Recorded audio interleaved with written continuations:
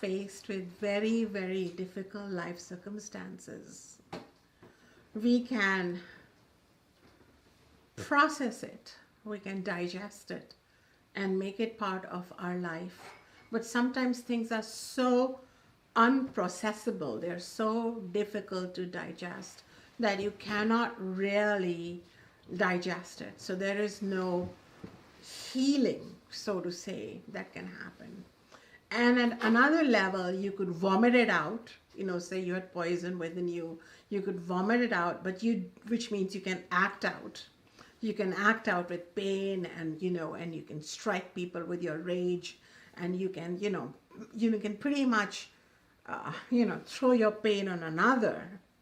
You can pick up the gun and shoot a lot of people. That's things people do, but that's not what we spiritual seekers want to do. So what do we do when you cannot react, when you cannot digest? How can you be mindful in the midst of really, really painful circumstances?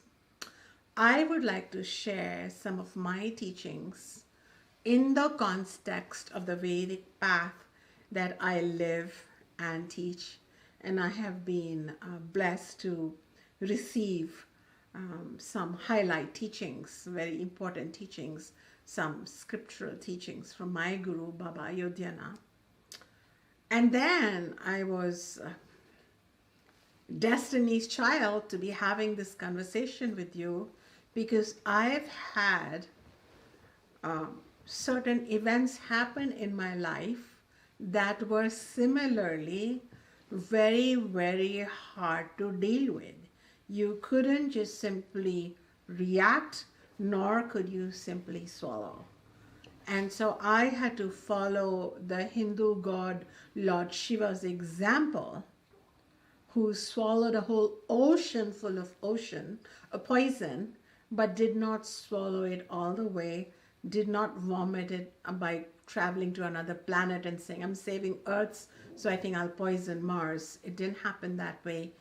Shiva just held it in his throat, and it's still with him right there, giving a blue color to his throat, because of which he's also worshipped as the Lord who is Nilakantha, blue-throated one. And many Hindus chant, Om Nilkantaya Namaha, Om Nilkantaya Namaha. When I heard people chant this, and when I heard this story, to me, this went beyond a super person, swallowing an ocean full of poison. We can remain at that superficial level. We can believe that there is a Shiva who lives up on a mountain called Kailasha in the Himalayan range, and the ocean was being churned and poison came up, and then he came, and because he is a super being, he could swallow the ocean poison and then keep it here. That just sounds, that's where billions of people live. That's their religious shraddha or faith. But I, who come from the path of Gnana Yoga or knowledge, see and understand what is it really teaching.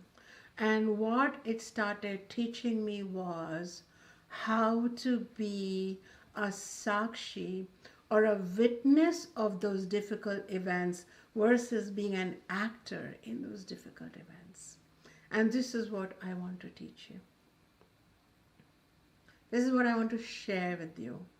You can imbibe it or take a gem from what I'm teaching you, provided it feels like a gem for you. But what I want to share with you is my truth.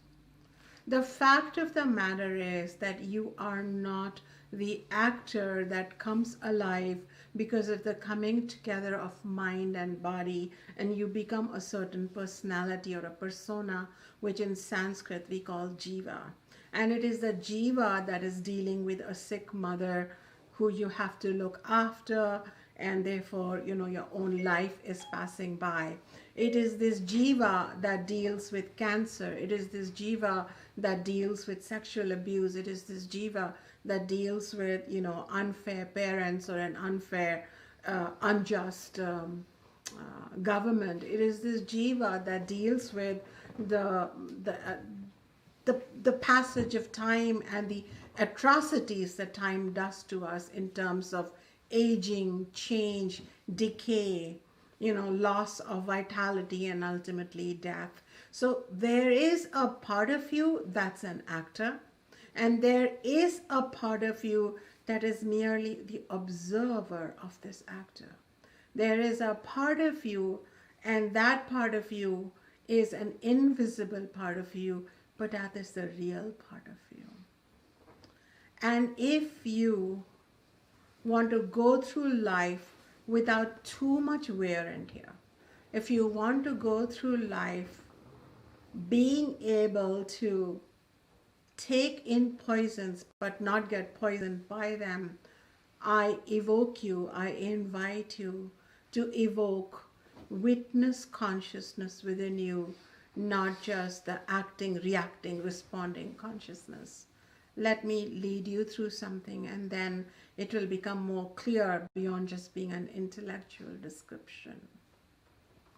Go ahead and press your own nail into your hand till it becomes painful. Feel the pain, and now and feel it so it's painful enough for you to want to remove it.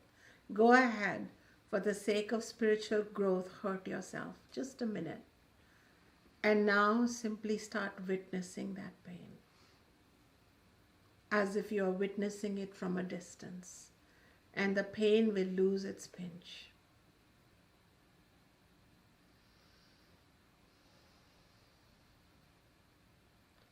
Now go back into the pain and feel it. Ouch! It hurts. Did that happen to you, sitting here? If you felt the pain even a tad bit lighter, write lighter. Write for me, L-I-G-H-T-E-R, lighter. When you witness something, you are no longer in the body. You are no longer in the mind. You're not even in the world. You are where you always were, as pure spirit, observing something. And when you observe something as a witness, it means that you're outside something. You have to be outside something to witness it. Would you like to be outside something to witness it? Because really, this is not the complete answer I'm leading you on. This is the beginning. The first step is to come outside your problem and not just witness it outside from your mind, but witness it as self, as pure awareness, as pure consciousness. I've had people with tremendous back pain. I have known people who've had tremendous physical discomfort, and they felt that they were in a prison of their own body, and how to deal with that difficult life circumstance. And that my first teaching was to them, go ahead and become a witness to whatever is going on, a spiritual witness more than an actor. Right now, as you are hearing me, all of you also, go ahead and start distancing yourself, become more anchored within your inner witness, and then hear me and watch me.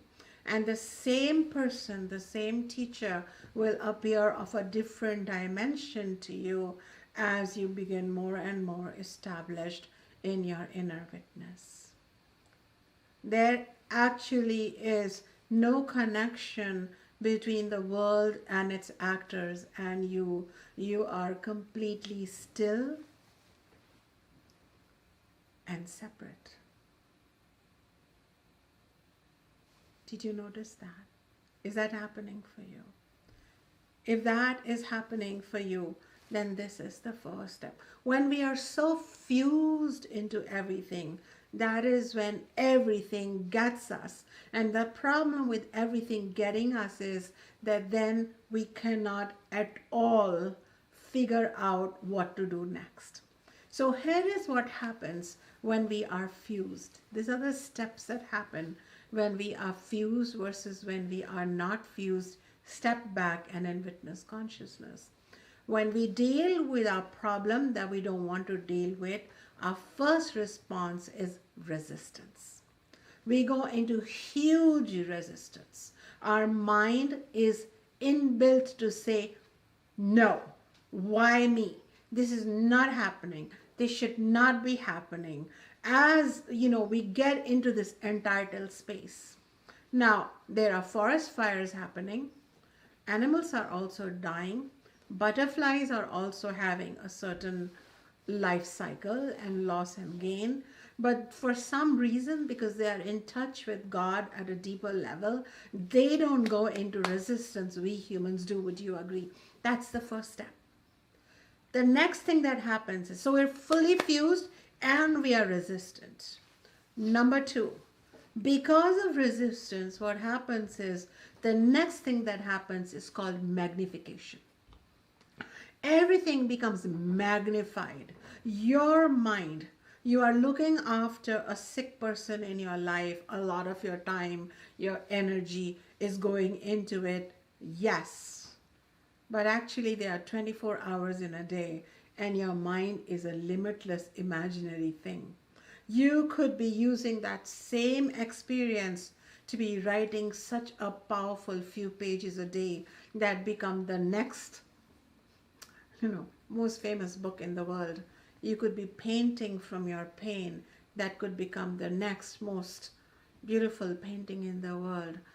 That it could be allowing you to heal something within you as you heal another, and you could become the next biggest healing teacher in the world.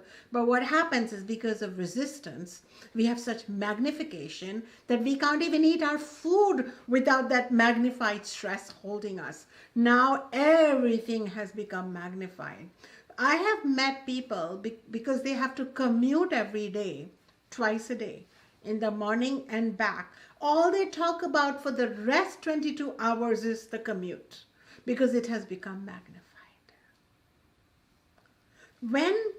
When a difficulty becomes magnified, I'm telling you, dear ones, it's like a military coup.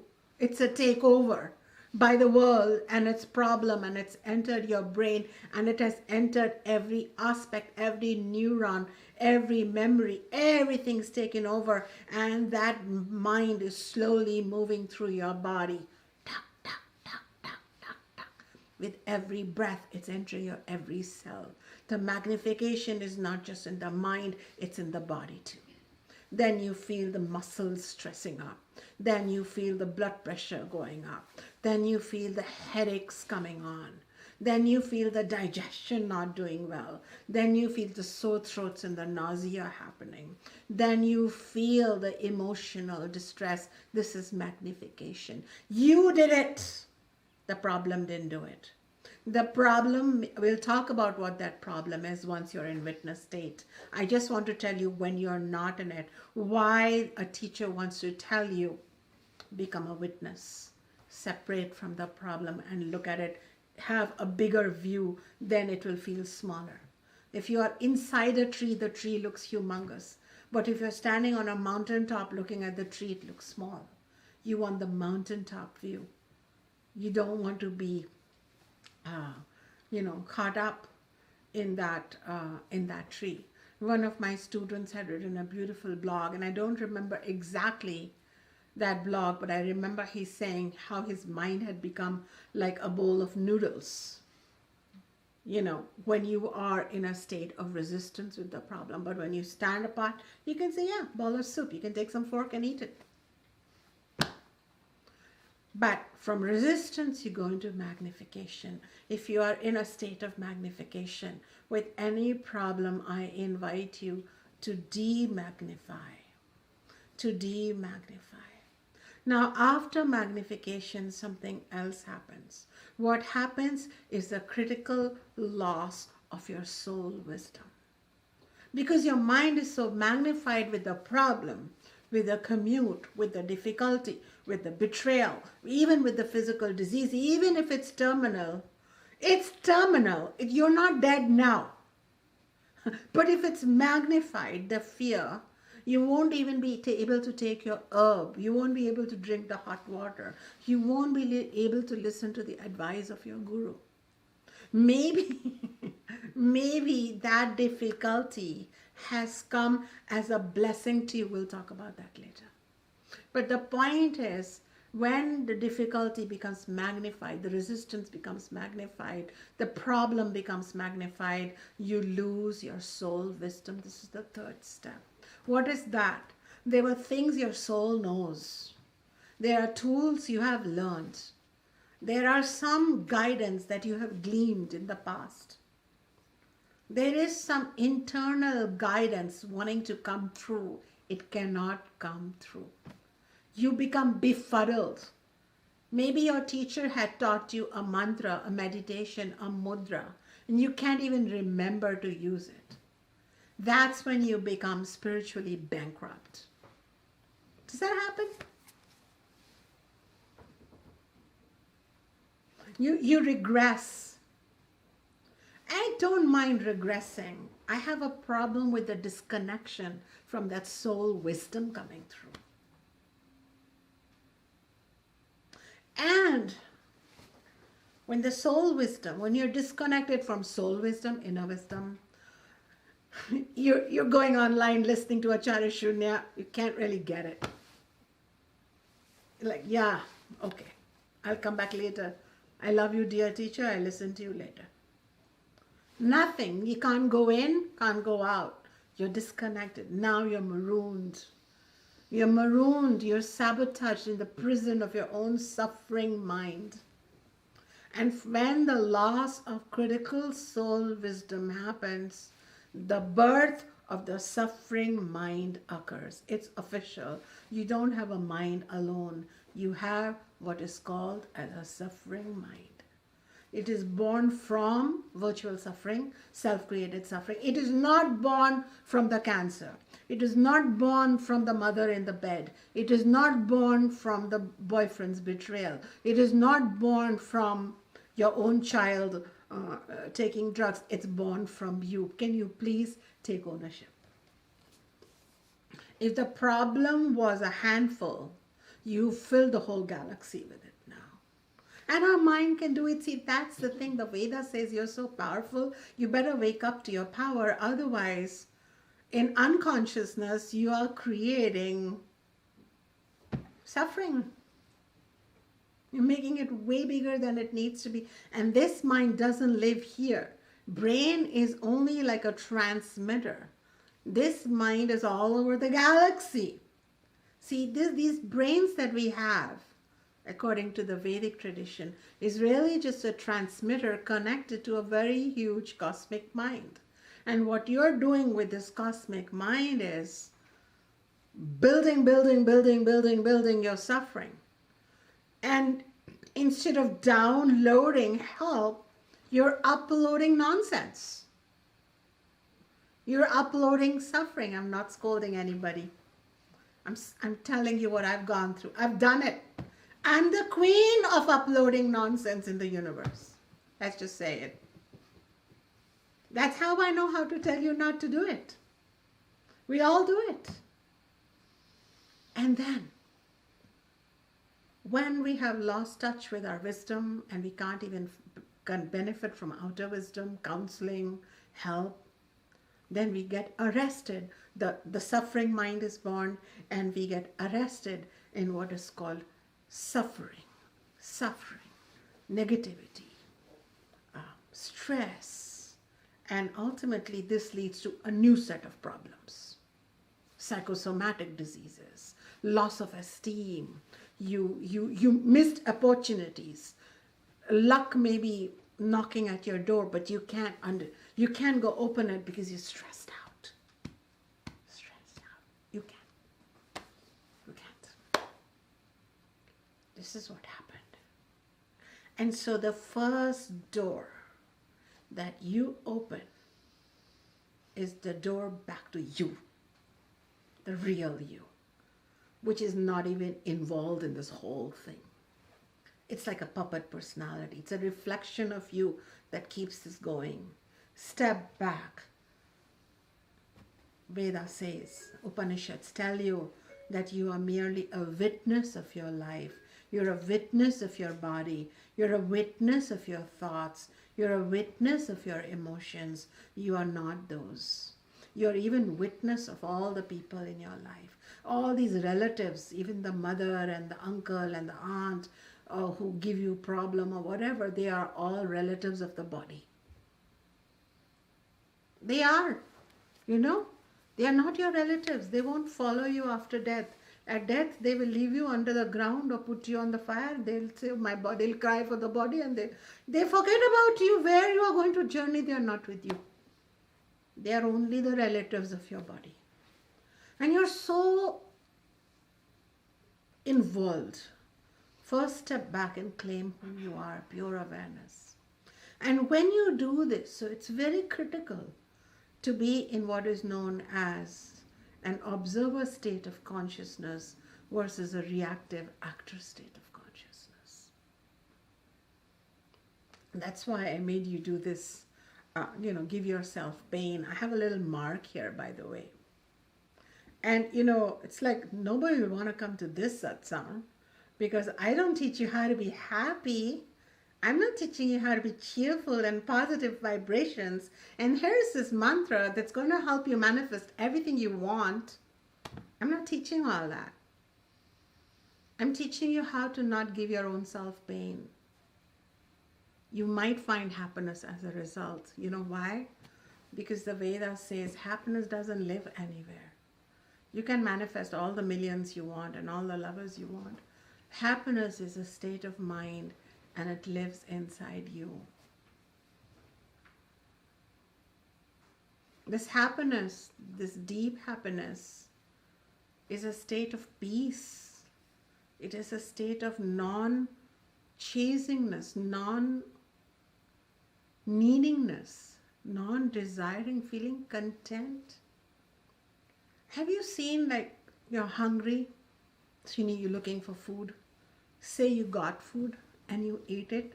Do you feel that moment when you're content? That's happiness. When you're not needing to look for food. Have you seen a little baby, brand new infant? Their mind's not fully developed, so they're very content in their happiness, so they lie in their poop content. That contentness is happiness. We think happiness means, ha ha ha, that's thrill. That's pleasure. And pleasure comes and goes. And pleasure becomes boring after a while. That's the algorithm of pleasure. Too much of it, it's boring.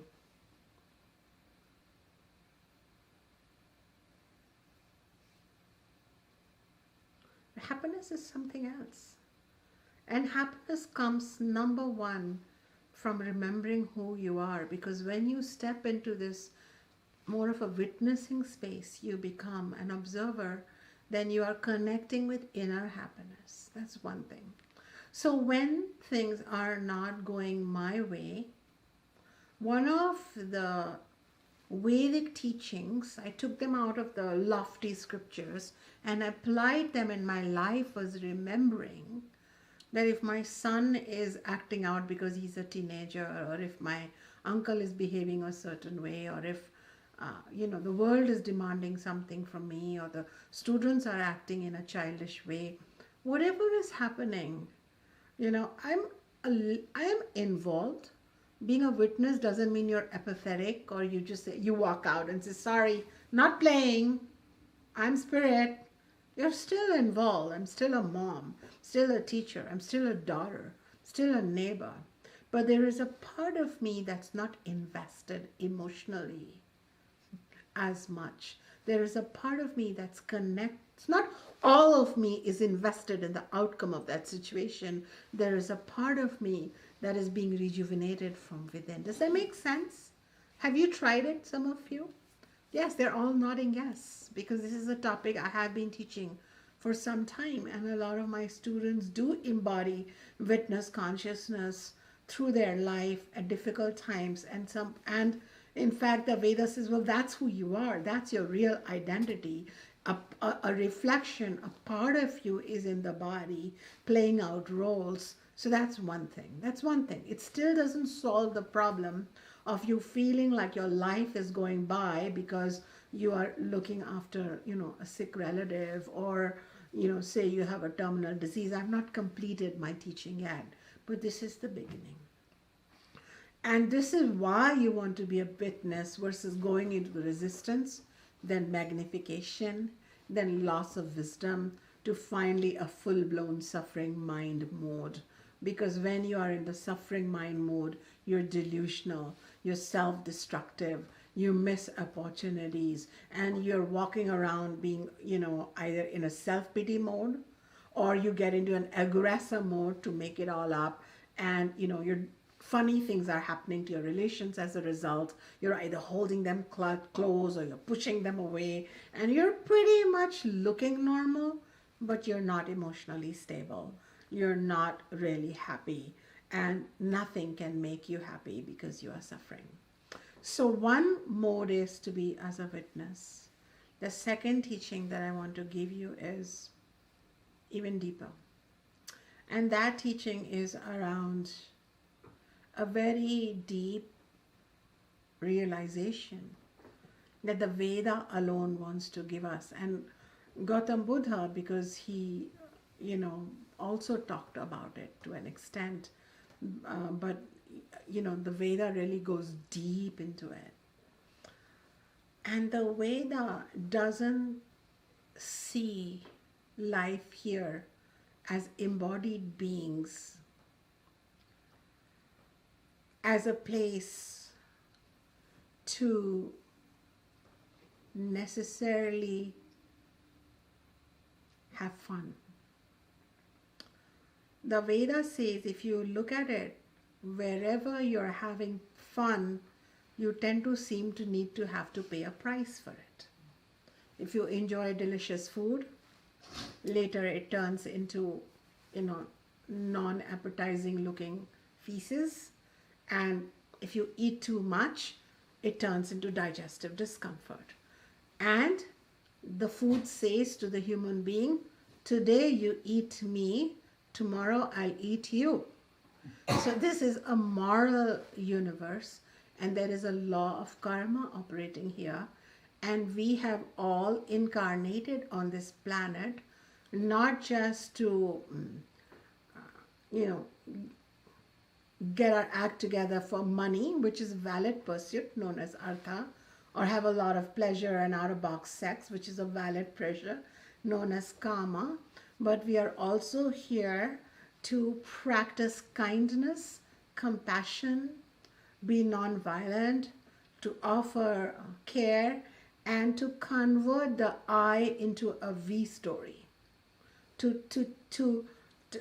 true dharma is when my I no longer remains an I, but includes a silent we, where we move from an I-centric, selfish consciousness towards a more inclusive self.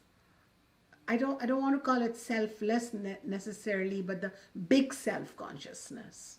From a small self-consciousness to a big self-consciousness where the care and love of the aging people, the ancestors, the family, the different communities, the different creatures, all of that come into play, and this is known as Dharma. And if we are not able to do that, if we are not able to incorporate Dharma into our life, into our consciousness at some point, sooner or later, my dears, a lifetime will come where we will become more and more impinged to grow morally. Now the word morals, like really, we don't like in the 21st century, do we? I mean, especially because religions became such moral police, and they really wanted to say, are you moral? Otherwise you're a bad boy, you're a bad girl. We're not talking about that kind of morality. I'm talking about the kind of higher values that your true self experiences. And so morality is the inherent, the goodness, the purity, and the inclusiveness, and the ethicalness is the inherent nature of spirit. That is why children, are inherently moral or immoral. They are not immoral. Nobody's moral or immoral. Moral is where you have certain values by which you interact with other sentient beings, and their hurt, what the way you don't want to be hurt, you don't want to afflict that hurt. That is, non-violence is the biggest teaching of Dharma, for example. And when you are non-violent, and that includes you love yourself, you flow that love towards other beings, which then turns into daya, kindness, karuna, compassion, empathy, sympathy. So in this karmic playground, this feels like a lot of work. And we can deny it, we can push it away, we can have resistance with what I'm telling you and then magnify it and then go wherever you want to go with it. You have the freedom. But if you come to a teacher who's eliminating your very ancient tradition, which has led so many people to abiding bliss, peace, and joy, then you might want to just calm down and stay within you. What is she really saying? The teenager in me didn't want to hear my Baba. The adult in me didn't want to hear my Baba. The teenage wanted to have fun. The adult wants to make money. But the soul in me wanted to hear my teacher. Why have I incarnated? What's going on? Why do I have a sick mother? In my case, I had a sick sister who died of a terminal condition, and I had to leave many things aside to be with her, to help her, to the point of the loss of my marriage, because I was more present for my dying sister than for my new family. And so there were losses included. But one of the ways I approached my duty, and that's another trigger, we don't want duty, right? We want entitlements, we don't want duty. But the point is, if everybody has rights and nobody has duty, then we will not be able to help each other. One of the reasons I show up every month is to teach this, is because I feel it's my duty to share. One of the reasons my students have showed up here is not just because it's their right to awaken, but it's also their duty to help others awaken. So they are here holding various voluntary jobs to make this all happen. So the fact of the matter is that it is the right of a tree to blossom, but it's also its duty to give fruit so that other trees can blossom. So rights and duty work together. If you have a society that is only rights driven, it's going to become narcissistic and crazy. If you have a society that's only duty driven, it's going to become boring, sad, and and unhappy. What Veda says is bring both together.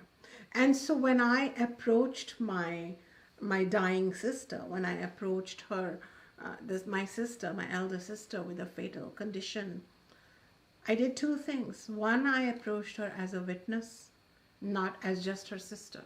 My body is her biological sister. But when I look at her as a witness, I'm like, how interesting that I would be having this dream in consciousness, and in that dream, this dream would show up that I have a dying sister. I have a dying, but what is inside that dying sister's body is eternal consciousness, is eternal awareness, is what the Veda says, that the essential part of you is immortal, it's infinite. So am I caring for my sister's body, or am I really in my consciousness attending to consciousness? And that just lightened up everything. That's one thing. Number two, because I understand Dharma, or the need to flow and not just be self-involved. Well, it's my life that's falling apart. What I could do is I could realize this is not the funnest part of my life. This is not the lifetime where I'm having a lot of joy. Definitely this lifetime, I feel like I have done more work. I have given more. I have helped more. I have been in duty more. But I know that as I give, the universe will make sure I receive. This is the law of karma. And so if in any one lifetime we are more forgetful of Dharma, if we are more forgetful of the divine moral order, the divine karmic order, sometimes we will encounter difficult situations. We will encounter challenging situations in which we are invited to come from a higher place. Does that make sense? I have a student who went through an abusive childhood, had an emotionally abusive father. And when she first heard my teachings, there would be resistance in her. Probably, she never said that to me, but if you're a normal person, you're bound to have resistance.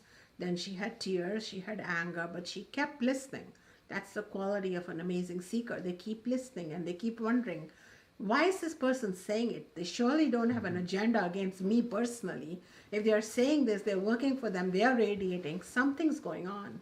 And finally, this student, this seeker, who hadn't talked to her own father for so many long years, finally, because she knew he was passing, he was transitioning due to some condition, she called him for some 18 minutes or something and said for over the 18 years that she hadn't talked to him, and because of what she had learned, that she could be a witness. First of all, the person who called was not the daughter. The person who called was the spirit who had incarnated as the daughter. And number two, she could therefore be more inside her, and then she could allow the daughter. And what was the daughter doing? The daughter was embodying Dharma. And she said, thank you for giving me this body. Because I told her, unconscious as the parent may be, they gave you their seed. They gave you something. Thank you for being my father. I have grown within me to understand that it is your ignorance that made you behave this way. I forgive your ignorance. I don't condone all your behavior. I'm not coming back to you like a codependent, pathetic child. I'm not going to put up with emotional abuse in this or any other lifetime. What I really learned was that there was some exchange happening. And because of your disrespect of me, what I have learned today is to value everybody, including myself. The lessons I got was to reclaim my inner parent. The lessons I got from this darkness was that my light is unflinching. The lessons I got from you was that ignorant people destroy themselves, which he was, and everybody around them. And I will not let that ignorance be a part of me. That's not the legacy I got from you. I got from you your sperm. Thank you. Thank you.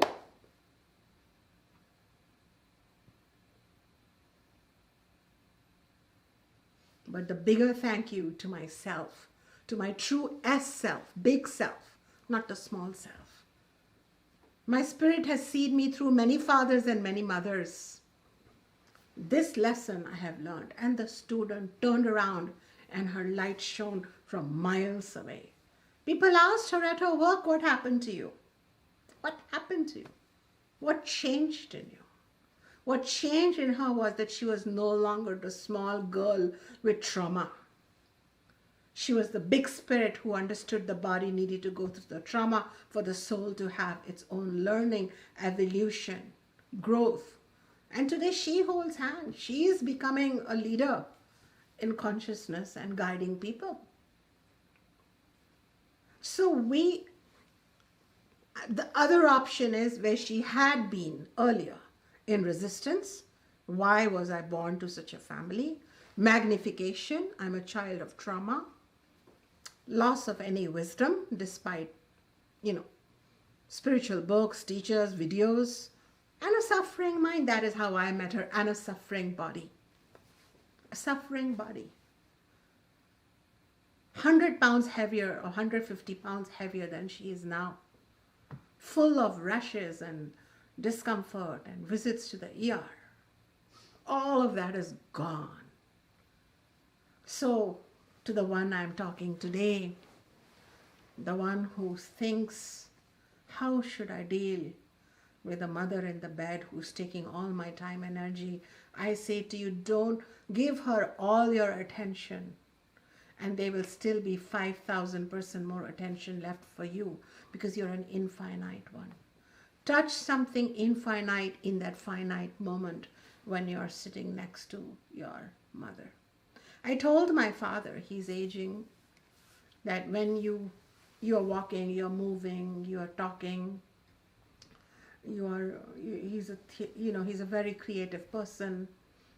And I said, but when the time comes, if that time comes, that you need non-stop assistance, you need someone to be by you, I will come. I don't know if that will last 1 year, 3 years, 5 years. And somebody may think, oh, but Shunya, you have this whole, setup going here. You have students, you have a recording facility, you have, you give lectures, you go to conferences, you publish books. How can you just get up and go? The body will just go and do what the Dharma is.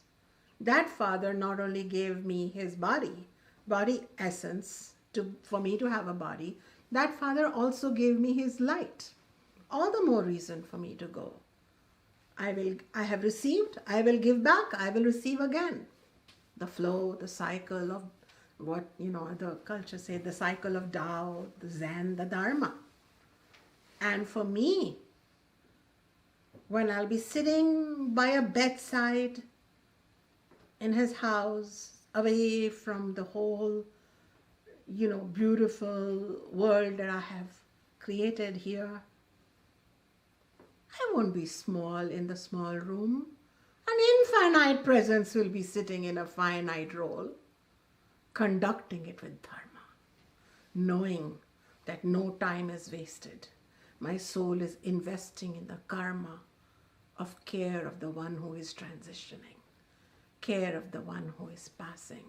Perhaps some arithmetic had not sorted out, which our little ego cannot figure out. But my soul's arithmetic is clear. This woman, this body called mother, deserves my attention. Let me be 100% with it. Let me be mindful with it. I shouldn't just give a glass of water. I should know I'm giving a glass of water to the universe through the mother's mouth.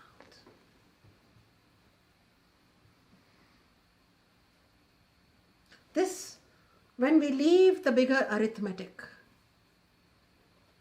to the higher power, when we become part of that higher setup, the smaller setup becomes easier to navigate. Yes, perhaps in this one lifetime, we miss some critical years. We miss certain lights of the life.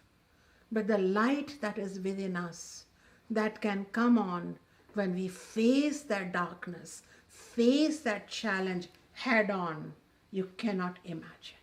You cannot imagine. Now, when difficulties come my way, I sit in them like a lioness. I face them. And I have found that through that dark tunnel, if I go into it mindfully, not kicking and screaming, if I go through it mindfully, there is a paradigm shifting that is awaiting me at the other end.